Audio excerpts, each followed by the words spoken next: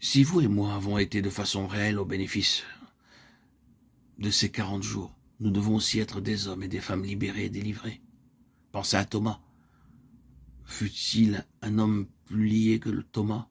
Il était lié par lui-même et par son propre tempérament.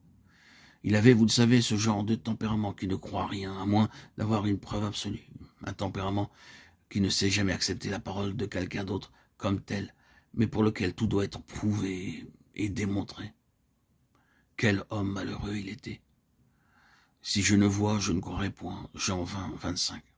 Cela l'enfermait dans une étroite prison de sa propre âme. Ni l'évangile, ni une bonne nouvelle, ni même la meilleure que vous puissiez apporter n'est en aucune façon bonne pour quelqu'un de ce genre. Parce qu'il n'en voudrait pas. Il ne peut simplement pas y croire. Oui, maintenant, après tout, c'est seulement ce que vous dites. Voilà leur réaction. Vous dites cela, vous croyez cela. Je n'ai aucune preuve qu'il en soit ainsi. Voilà le comportement de Thomas. Le pauvre Thomas est représentatif de toute une classe de gens dominés par leur tempérament. Mais considérez cet homme quelques jours plus tard.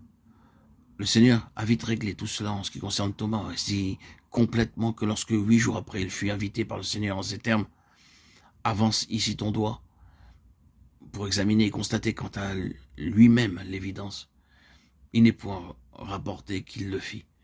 Il ne put que dire « Mon Seigneur et mon Dieu ». Il est écrasé, mais il est un homme affranchi. La même chose fut vraie de tous. Chacun d'eux avait besoin de délivrance, et cette délivrance se produisit pendant les 40 jours.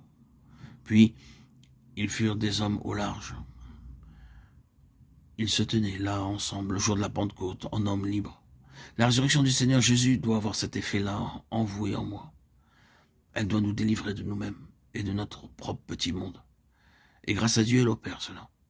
Si nous y entrons de façon vitale, si vous ne connaissez pas cela en expérience, cela est néanmoins votre héritage. C'est pour vous, pour nous tous. Ce n'est pas un point de doctrine chrétienne.